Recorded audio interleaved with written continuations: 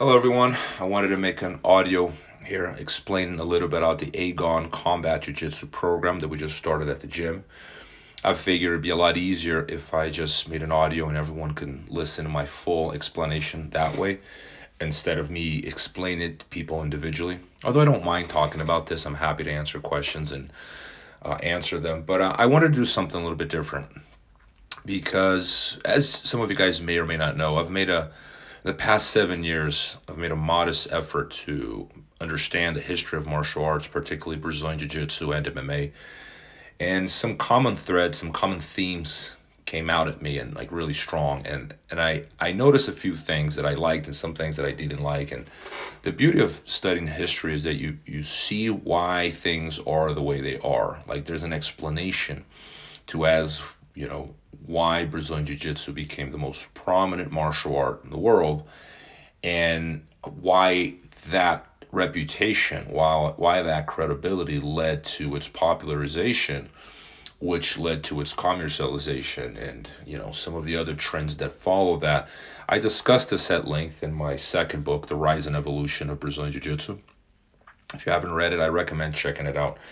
But that was sort of like the book that really got me thinking. I was like, man, like really, there were some things about Brazilian Jiu-Jitsu that were lost somewhere along the way, in particular to the era that I refer to as the second wave of practitioners, or the Carlson Gracie era, as I prefer to call it, between 1967, when they founded their first federation, and 1993, when Royce Gracie shocked the world with the reality of combat. And I think that's the two central key words really that jump at me throughout this year is the reality of combat. Sure, they competed, they had a tournament. Their rule set is essentially the same since 1975 to today. The IBJJF rule set, no, it wasn't IBJJF in 1975, but it's essentially the continuation of the Guanabara Federation, and it's essentially the same rule set. But something has changed in the sense that we have drifted away from the reality of combat and become more and more like what we used to criticize. I have judo in mind here, for example.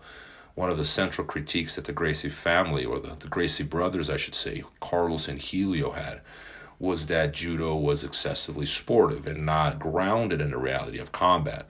They called it fake jiu-jitsu, or, jiu-jitsu for foreigners, whereas the Japanese were hiding real jiu-jitsu. Now, we know that none of that is true. What the Gracie brothers were doing was judo. There's no way out of it. But in their defense, they did modify it to their personal preferences. They modified it in the sense where there was, at least in theory, if not in reality, a commitment to true combat. They modified it to their own personal worldviews, which is a very militaristic one, which has its pros and cons. I also discussed this in the second book. And they created their own internal culture and hierarchy outside of the Kodokan, really, where they stood at the top. They modified judo, made it more martially oriented and less sportive, right? And when I'm reading all this, I noticed that, probably the pinnacle of jiu-jitsu to me in cultural terms, certainly not in technical terms, but in cultural terms and in terms of vision, right, of purpose, I believe it was that second wave, that Carlson Gracie era. To those guys, jiu-jitsu had to work in a real fight, it had to work inside a ring or a cage, and it had to work in tournaments, and there was no contradiction. I believe that that is the appropriate evolutionary course for jiu-jitsu or for combat in general. I believe that had that Carlson Gracie understanding of combat become the dominant force in jiu-jitsu, we would have been fighting more or less the way the Dagestanis are fighting these days, like that wrestling, top game oriented submission game, right? They don't call it jiu-jitsu, they call it sambo, call it whatever you want, but it's remarkably similar to the vision that Carlson and his generation and his fighters had of, punch enough to close the distance, take your opponent down, ground and pound, submit, right? It's that MMA oriented game, right? And I think that that's something that is not, it still exists, you can still practice it that way, but I think one thing that rule sets will do is that they'll steer evolution away in a very specific direction as to what are the most successful, the most optimized, the most usable techniques for a specific environment, in this case competition, right? So what are those techniques? The rule set determines that. And despite the fact that, the rule set has remained the same since 1975, I think what a lot of people miss is that there were throughout the 70s and 80s in Brazil what I refer to as these cultural buffers that prevented anything that departed from the reality of combat to be implemented in jiu-jitsu. So it wasn't illegal per se to use a lapel guard. It was just frowned upon. You would just get called on it. That wouldn't work in a fight. Don't do it. So it wasn't illegal.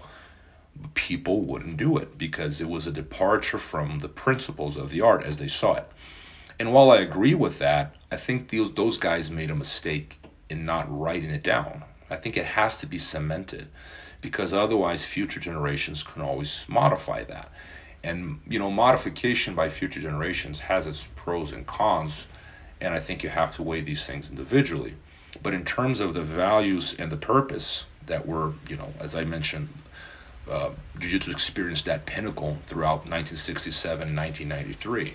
I think that it's deteriorated a lot, personally speaking. I prefer those values of tough love, those were the values nurturing Jiu-Jitsu practice then, and the values and the rule set, right, in terms of or the practice in terms of the adherence to the reality of combat. And that's something a lot of people are that if you just started training jiu-jitsu in the last 10, 15 years, you're missing. People assume jiu-jitsu has always been this way and it's been handed to us like this by Helio Gracie or Carlos or both. That's not the case. Those guys were doing judo. They modified it to their own personal preferences.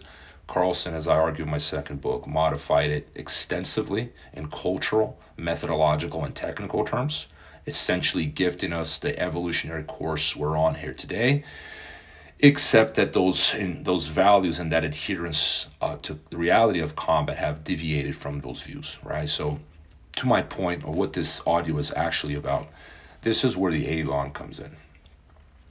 First of all, I believe that there's a revolution in martial arts that goes on in 93.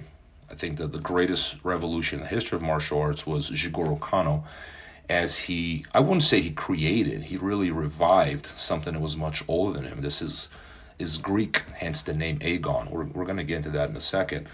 The idea that martial arts or combat was a means for education. Remember, the Greeks did not separate intellectual, moral, and physical education, right? To them, these things were all tied in. It was all part of the upbringing of a healthy youth, was to teach them how to fight, teach them athletics, and the values that came with that hard practice, right, were descriptive of the agon. It's a Greek word. It's descriptive of struggling, of striving, of competition as an end in itself, right? The excellence brought by competition was an end in itself. The Greeks were extremely competitive individuals.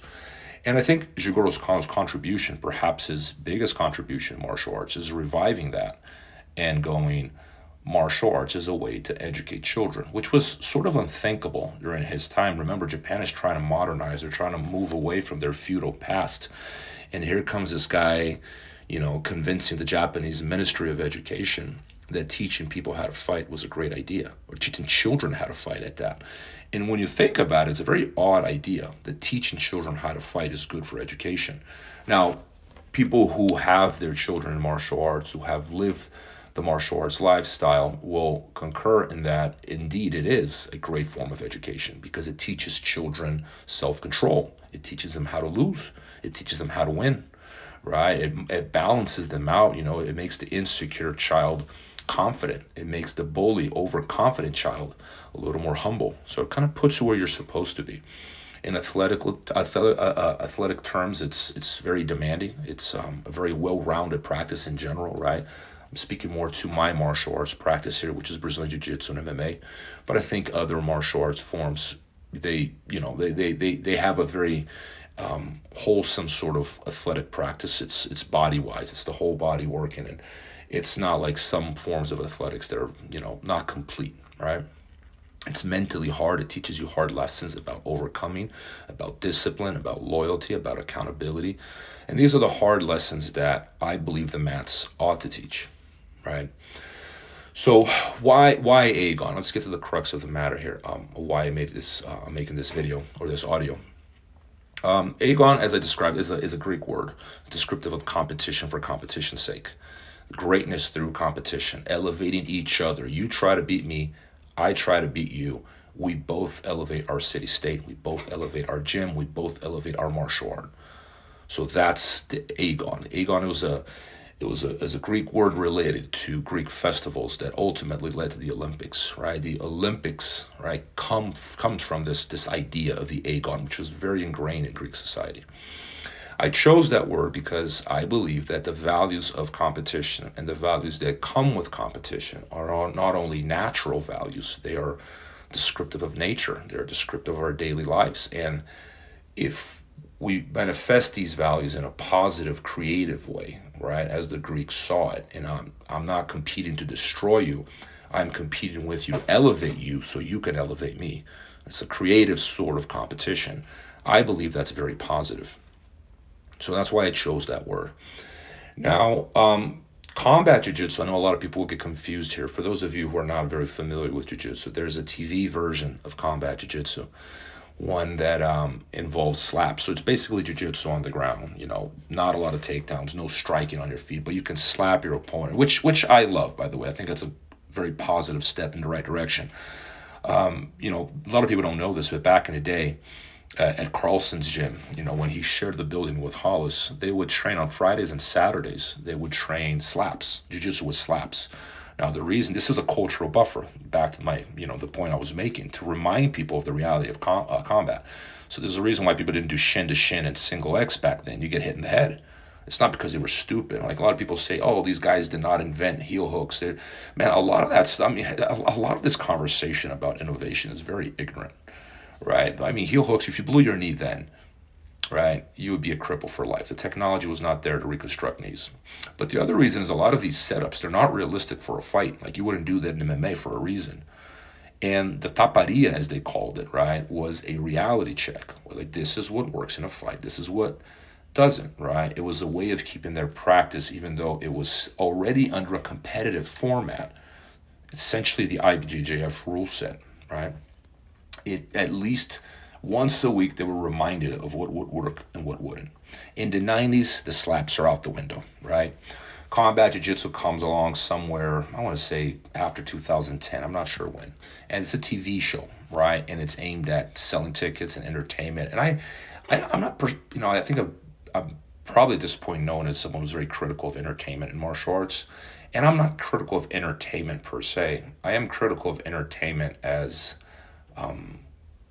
the end result. Like that is the purpose of a martial art. Of that, I am very critical of. As I understand it, entertainment is a side effect of the purpose of combat, which is teaching you how to fight realistically, right? If it doesn't work in a fight, to the flames. If you ever, if you don't see it in the UFC, then why bother? All right, if it's not in the UFC, there's a very good chance it wouldn't work in a fight. There's a very good Instagram channel called McDojo Life, those of you who know it, and he's constantly exposing these fraudulent martial arts with all their nonsense. And I think he's humble, if anything. I think he's conservative. I think he should expand on that. I think a lot of what is taught in Brazilian Jiu-Jitsu curriculums and in other martial arts belongs in that category of McDojo. This would not work in a fight. Why are we teaching it? It's folklore. There's no place in the reality of combat. The UFC is the empirical lab where these techniques are tested. If it works, add it. If it doesn't, can it. It's simple as that. So I don't want to, perhaps the discussion about entertainment and how pervasive it can be to a martial art practice, because it places ticket sales and sensationalism, ahead of everything else as the highest achievement, right? It establishes a hierarchy, whereas how much money you're making and how many followers you have determines your rank in the world. And I believe this is at odds with the values of the second wave, which were the values of tough love and hardship and respect and accountability and merit above all. So even though I'm sharing the name with TV version of combat jiu-jitsu, I think in terms of purpose, it's very, very different. I'm more concerned with the reality of combat. I couldn't care less if I have 5 people practicing this or 5 million, if 8 people watch it or 8 million. It's not about numbers. It's about quality. I would rather have, the 300 Spartans next to me than a million people who will, run the second things get hard. There's a quote here. I actually have it right here next to me. It's the opening quote from my second book, and I love that quote because I was reading Rousseau at the time I was writing the books. It was actually a coincidence. It was not. It was kind of came at the same time. Like, man, I absolutely love this because it was exactly what I was trying to say. He's writing here. He's making a critique of the arts and sciences. By arts, he was talking about entertainment. By sciences, he was talking about technology, right? So I'll read the quote in full here. I think you guys will get an idea of what direction I'm going here with this. But without insisting on the necessity of sumptuary laws, can it be denied that rectitude of morals is essential to the duration of empires, and that luxury is diametrically opposed to such rectitude? Let it be admitted that luxury is a certain indication of wealth, that it even serves, if you will, to increase such wealth. What conclusion is to be drawn from this paradox so worthy of the times? And what will become of virtue if riches are to be acquired at any cost? The politicians of the ancient world were always talking of morals and virtue. Ours speak of nothing but commerce and money. One of them will tell you that in such a country, a man is worth just as much as he will sell for in Algiers. Another, pursuing the same mode of calculation, finds that in some countries a man is worth nothing, and in others still less than nothing. They value men as they do droves of oxen. According to them, a man is worth no more to the state than the amount he consumes. And thus a Sybarite will be worth at least 30 Lacedaemonians. Let these writers tell me, however, which of these two republics, Sybaris or Sparta, was overthrown by a handful of peasants, and which one made Asia tremble? Right, end of quote. So, by Sybaris, by the way, was like the Las Vegas of ancient Greece. Right, that's where people went for debauchery, drugs, partying, drinking, right? And then Sparta obviously is known for their virtue, their commitment not to luxury, but to the cause of their city-state, to warfare, to the integrity of their community, right? To virtue. So Rousseau is praising the Spartans here for very good reasons. He's very critical. I mean, obviously he's romanticizing. Politicians have always been corrupt. I think he certainly romanticizes an era where politicians were honest and speaking of virtue. Even if that's the case, I think we can agree that any practice that is whose sole focus and purpose is the acquisition of money and luxury is not necessarily the healthiest of practices. I'm not saying I don't like money or that we shouldn't strive for it. But I think we can agree that there are more important things to be teaching children, that the acquisition of money at any cost is the highest and, greatest purpose in life. And to the point, and this is why I love this quote. He goes, which one of these two republics, Sybaris or Sparta, was overthrown by a handful of peasants, and which one made Asia tremble? Right? It's very deep, I think it's exactly the point of what I was trying to say in the book. Like, the values of the second wave have been sacrificed for values that are inferior, in my opinion. So the Agon, beyond, an attempt at bringing the reality, Jiu-Jitsu back to the reality of combat, is also, I think, reminding us of what is important in martial art practice above all. And it's not that entertainment and monetization are necessarily bad or evil. I'm not suggesting that. I'm saying that should not be in the driver's seat, and that placing these things in the driver's seat is a form of corruption, and it leads to decay, right? And this is why I'm trying to organize this in a way to prevent that, so it doesn't go in that direction. But back to the Agon and the technical canon, right? I speak of this briefly in the second book, where I define a martial art in three different spheres, right? One is the technical, which is framed by the rule set. Now, some martial artists will claim that a martial art should not have a rule set. I disagree. I think evolution is a product or a byproduct of competition, and without competition, you're stagnant. There's inertia. There's no growth. And I think a lot of martial arts suffer from that, and that's why they're inefficient, because they never actually practice with someone trying to realistically beat them. Perhaps that's a topic for a different talk, a different audio, right? But the number one sphere is the technical canon, which is defined by the rule set. The rule set defines what you can and can't do. Okay, fair enough. Okay, good. The methodology is, how do we practice this? And the third is the culture / philosophy in which it is practiced. By culture, I mean something that is more, that, like I was mentioning, like those cultural buffers during the second wave in Jiu-Jitsu in Brazil that were not framed, they were not cemented, they were not written down. As a result, they're subjected to change, they're subjected to modification, right? By philosophy, I mean something that's cemented, something that's grounded, something that's a little more specific, as in Judo's Seiryoku Zenyo or Jita Kyoe, maximum efficiency of energy and mutual benefit, respectively.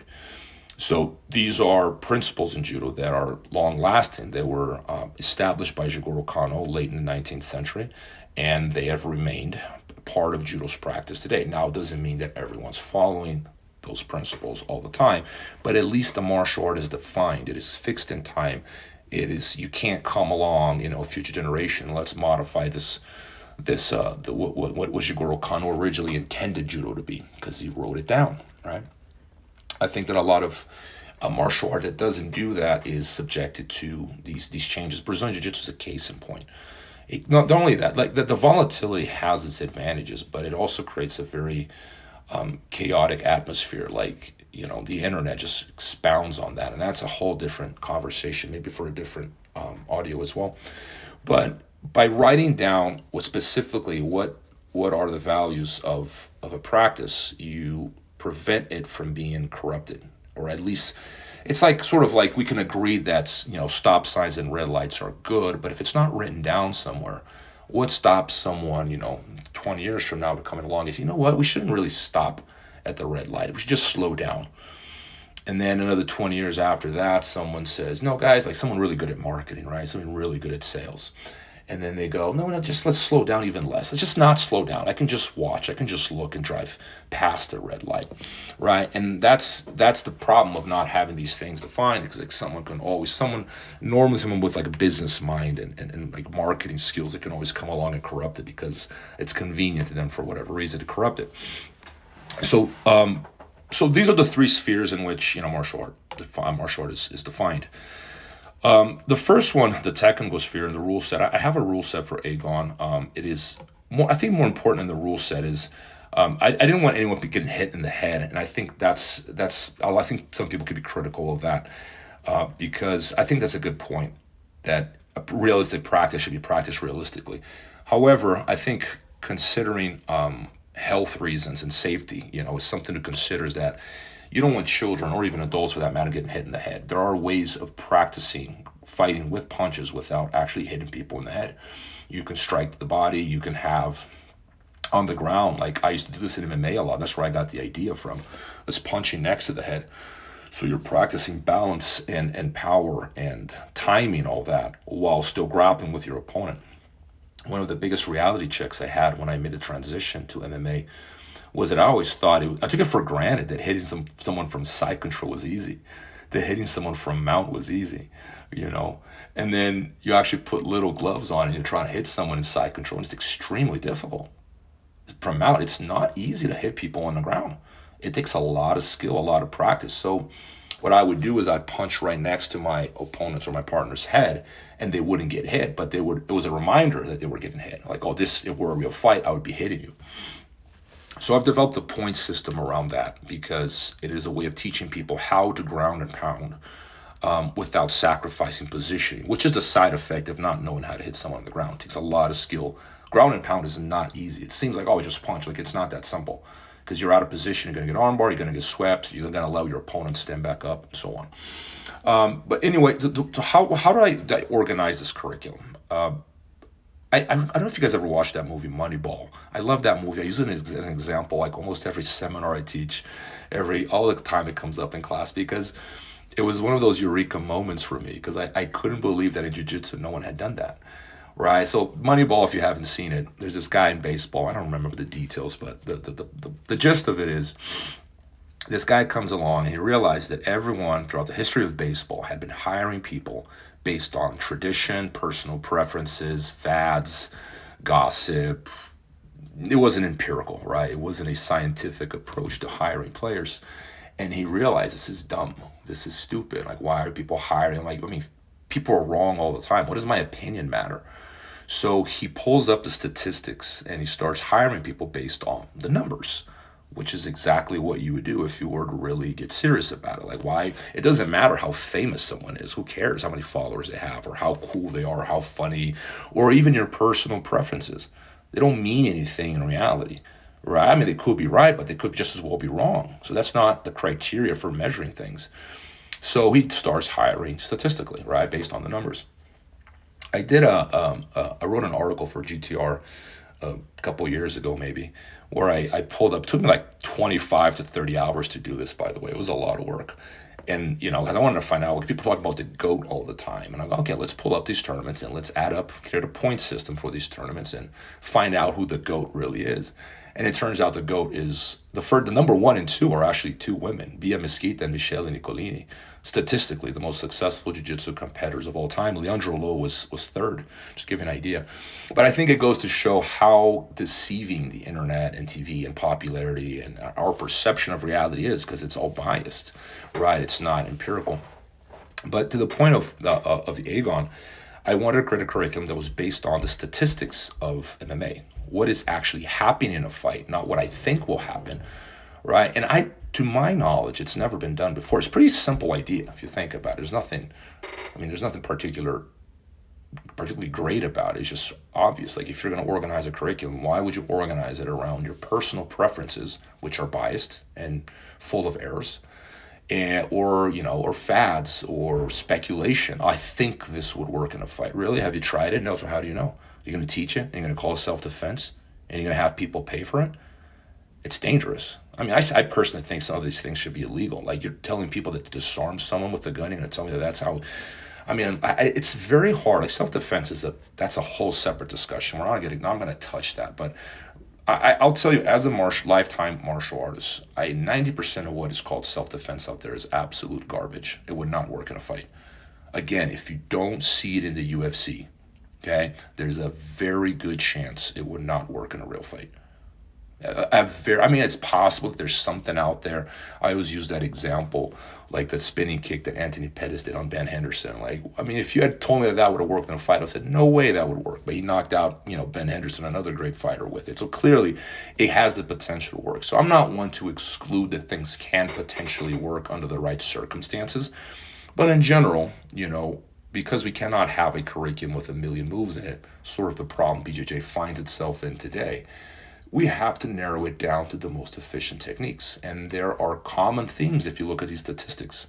Now, Brazilian Jiu-Jitsu, most martial arts don't seem to bother with this, but I think MMA, not so much because of the coaches and fighters, more because the journalists and organized it, and the fans in general, they think it's cool to know. It's just information for TVs to use. It's like it just adds to the entertainment aspect of it. But I think that serves a very important technical feature that with a technical benefit that a lot of people are ignoring. It's like, why would you? And I've been in so many high-level MMA camps in the course of my life. I've trained many UFC fighters, and no one. It's just always personal preferences. It's always speculation. I mean, less speculation to the MMA level, but a lot of like, I like this, I don't like that, and like. I'll say individually, I'm okay with some specialization. But if we're talking about a curriculum, a collective practice, and a coach is very rarely just training one individual, normally you're training multiple individuals, you have to have a, democratized curriculum, something that is applicable to everyone.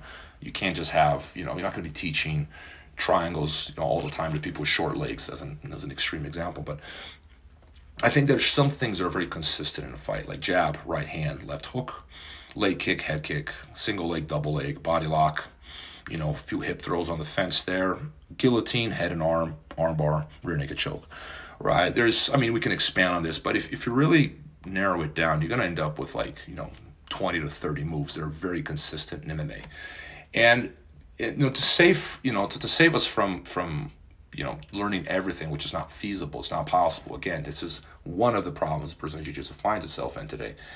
I advocate for a curriculum that is empirical, right? So something is based on statistics, not on personal opinions and speculation. These statistics exist for MMA, no need to speculate, right?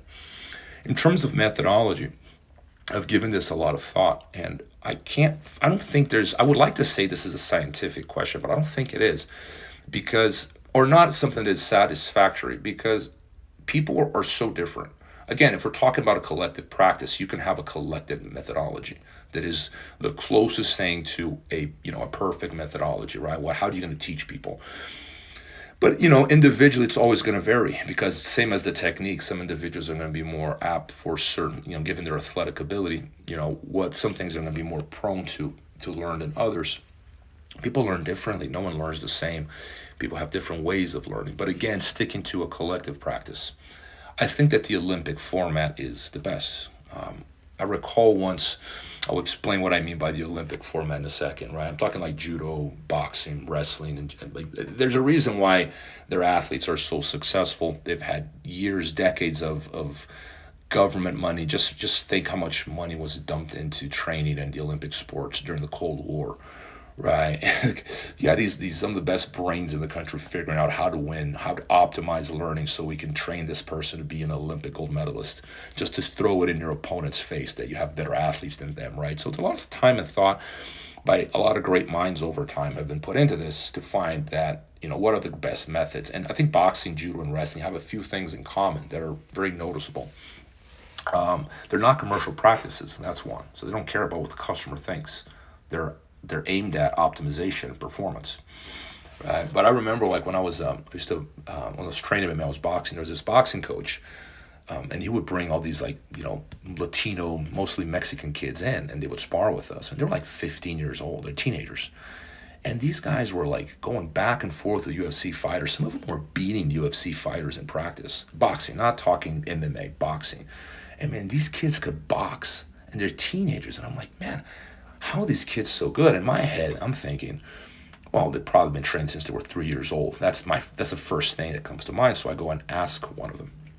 And he goes, I asked the coach, I asked one of the kids, and he goes, I've been trained for 2-3 years. I'm like, 2-3 years? How is that possible that a teenager has been trained for 3 years is laying his hands on UFC fighters and making them look stupid?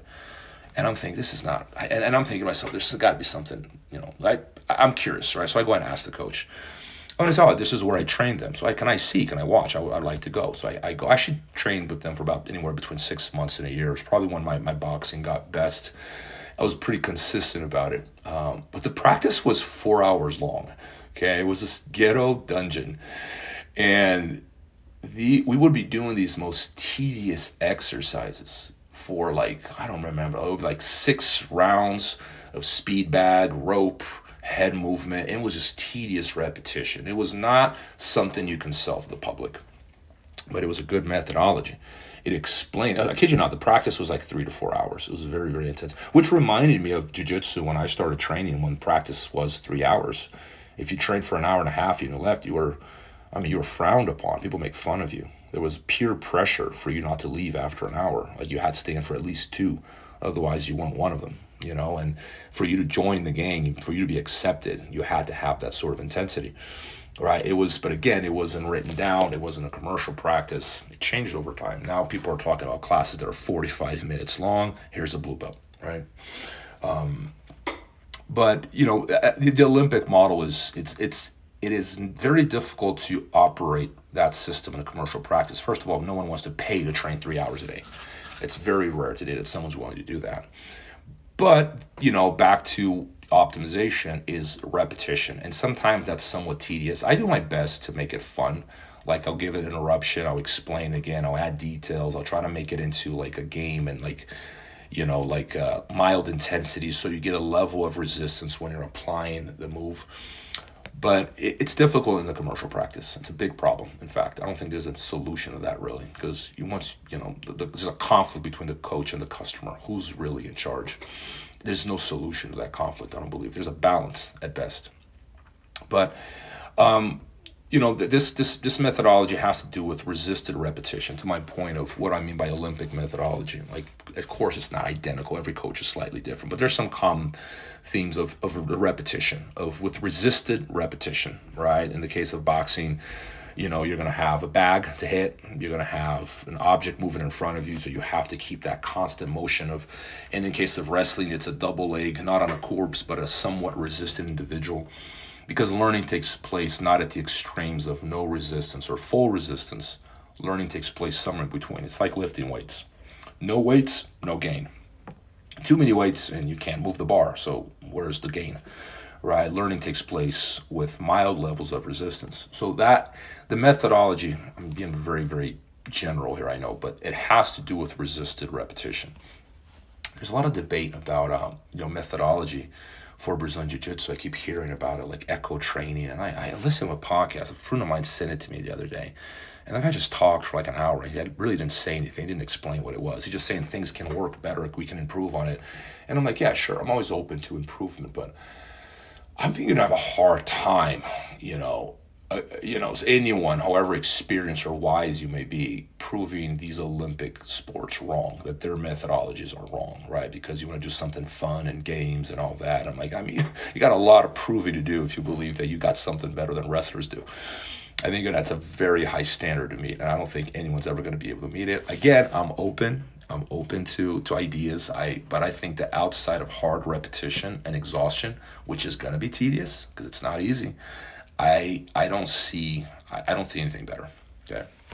Now, our final sphere here, cultural and the philosophical term. The idea is that barricade of practice, and I say barricade because at some point they will become corrupted. Like, it's just, you have to at least have explicit what the martial art is. Brazilian Jiu-Jitsu suffers from this problem. It is not clearly defined what it is.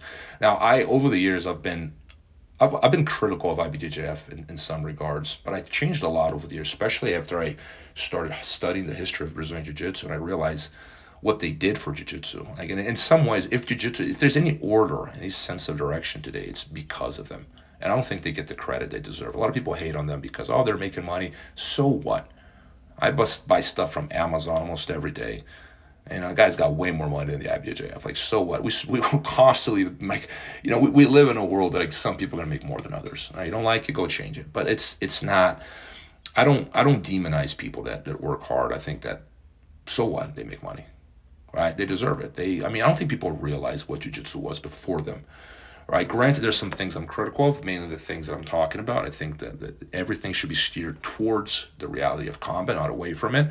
I think that numbers are not a metric of growth, in my opinion, or not a metric of health, of success. They're a metric of financial growth and popularization, sure, but I don't think that is the highest goal in sight. Again, Sybaris versus Sparta, right? Very different things. You can be wealthy, not necessarily, a community of rich people is not necessarily what's best for that community, right? Like, do you guys believe in the same things? Are we moving in the same direction here? Do we all believe what a realistic approach to martial arts is? What are the values that a martial art ought to be teaching? So this is something I think that, the second wave of practitioners, or the Carlson Gracie era, had it right. There's some things about it that I don't like. Here's the thing about these, this society changes. Like, people tend to deal in absolutes. Like, you have to look at that era and go, well, those guys there would be, street fights, for example. Like, I'm not condoning that. I'm not suggesting that. But I do think that things have gotten a little soft. And I don't want to get politics in here, but I think we can all agree that something has changed. Something has changed in the world in the last 30 years, 40 years, as long as I've been alive, where, if you didn't do good in school, you'd repeat a grade. And if you lost, you lost. No one gave you a trophy for losing. Now you get a trophy for losing, you cry, everyone calls you a winner, you're a victim. We glorify victimhood like it's an achievement. It's not an achievement to be a victim. Why are we glorifying it? No, it's bad. You want to fix it. You want to do something about being a victim, right? I'm not defending victimizers, but let's not call the victim a winner, and let's not call the victim, act like being a victim is something to be applauded. Should we put you on a cover of a magazine? Like, you have to not. Once you start thinking that way, you're already telling children they're incapable. When you hand them a trophy for losing, you're telling them they can't win. It's crippling. It's very damaging. I say this.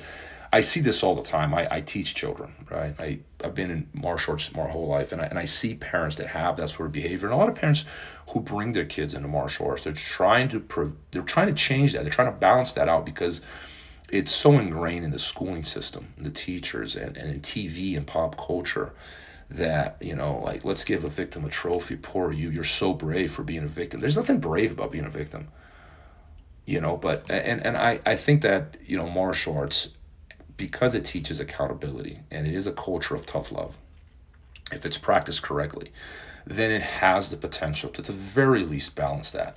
So you show children another side. I'm like, listen, you can be a victim if you want. You don't have to. You know, the other day I saw this little boy. He's getting beat up by his brother.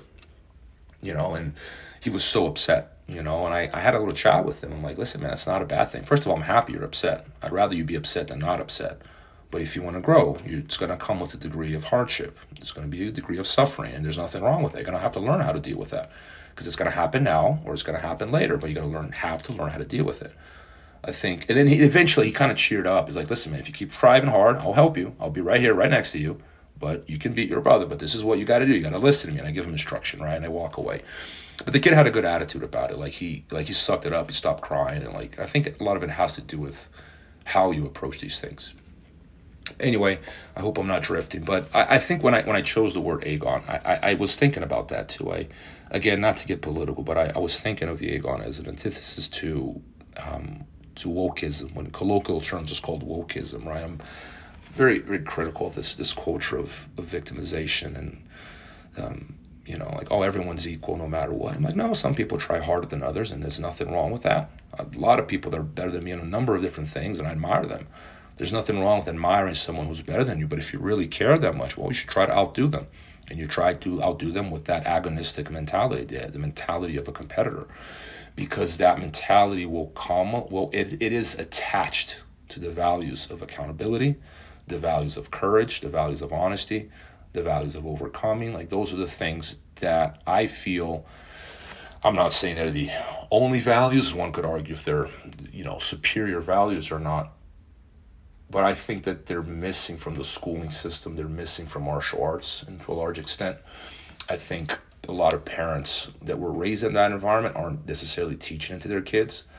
And I think martial arts, to the point of, you know, as the Greeks understood, teaching combat to the youth, as Jigoro Kano understood it with judo, like, it is a means, as a form of education. You can improve on the individual. It's not a religion. It's not a recipe for, you know, greatness, or it's a school to help you grow as an individual. And in the given culture, I think that there needs to be some balance towards these things, right? It's gotten very soft. Like, I was just talking about this with a friend of mine the other day, and we were talking about, like, being injured, right? Like, back in the day, you would get injured, and like, if you're running, something hurt. You're not injured, you're just hurt, right? I mean, did no one stopped? We just kept going. We would push through it a lot, not because the coach, let's say PE class, right? You hurt your knee a little bit. Because you could lie to your coach and say, "Coach, I'm hurt." I don't think the coach would say anything. He would just go, "Okay, you can't." There's no way of knowing if you're hurt or not, right? So you just probably believe you and not want to pick that fight anyway. But the reason we didn't was because there was peer pressure. Just like there was peer pressure not to leave the gym early, there was peer pressure not to be, you know, a pansy. Like, just like, what, you're going to sit down here and just watch us run and do exercises and do nothing? You were embarrassed to do that. So you pushed through it. You only stopped if you were really injured. If something was hurting a little bit, you didn't, because there was social pressure for you not to be like that, right? You had to be more accountable. You had to be tougher. It was expected in the culture. You know, I grew up in the 80s, so it's not like I'm that old, but I think it has been a movement away from that. And I notice a lot in my jiu-jitsu class, like, and I can just tell when someone's injured. I've been injured many times. 90% of the times, kids are just full of it. They're just tired, they're being lazy, didn't work, and they may have a little bit of pain on their ankle or something. They just stop. "Oh, I'm injured." And I can't say anything. Again, it's a commercial practice. They're not going to the Olympics. It's not boot camp. So I'm okay, sit down. There's nothing I can do, right? But I think that these cultural shifts, I think it's kind of, the society tends to be cyclical. I think, you know, that's sort of a cliche thing to say, but I think there has to be, you know, some fighting back against some of these forces, because I personally think they're very destructive. You know, my daughters are in school, and I listen to them. I pay attention to how the teachers are teaching and what the teachers are teaching, and I think that there's a reason why so many parents are homeschooling their kids these days, you know, because I think it's gone downhill a lot, you know. But anyway, that's I wanted to make this audio to explain what the Agon is and where this is going. I do plan on writing and having everything organized into a curriculum eventually, a method, which I don't think, as I mentioned, can be perfect, but it is somewhat inspired by Olympic sports. There's a lot of repetition. I don't think there's a way around that. I don't think it's for everyone. It takes an individual with a lot of will, but at the same time, it's precisely that pressure that weeds out, right, the people that aren't meant for it. Like, you can't lower the bar, and I think this is a mistake that every martial art makes at some point. In order to achieve large numbers, they're constantly lowering the bar. You have to raise the bar. People have to meet the standard. If they can't meet it, well, boo-hoo, cry in your river. Go do something else. Go play bingo. Like go play video games, man. Like, it's not for you. And it's not a commercial approach to it, I understand. But again, commercialization is not the end goal here. Like, if it happens to be a side effect, so be it. I'm suggesting people should work for free. But I think there's something corrupting about placing money at the helm of everything.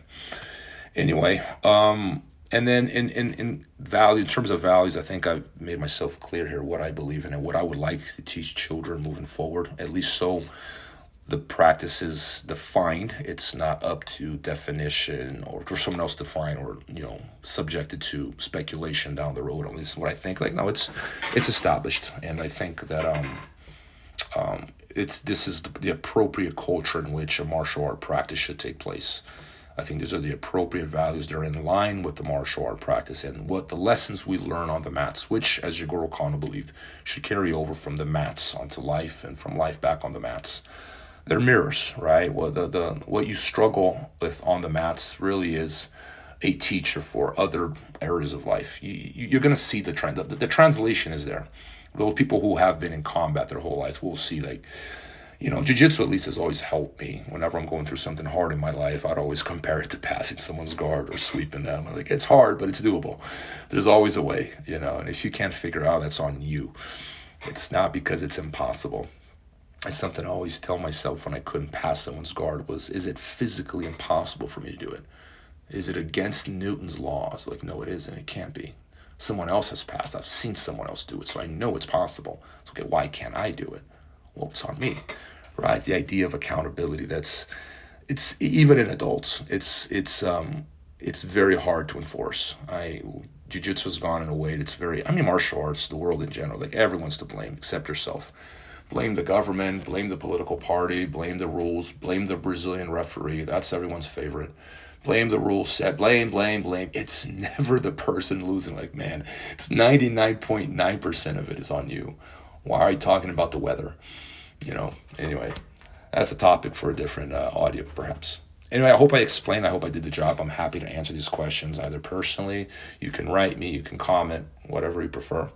And I'm happy to discuss some of these topics, but I think to summarize, the purpose of Agon Combat Jiu-Jitsu is to make my contribution into bringing Jiu-Jitsu back to the reality of combat, or making it more combat oriented based on the techniques that we know for a fact work because we see them in the in the UFC and MMA regularly. So there's no speculation, there's no personal preference, it's empirical. Anyway, I hope you guys enjoyed, and thank you for listening. And again, if you got any comments, questions, please let me know. Thank you.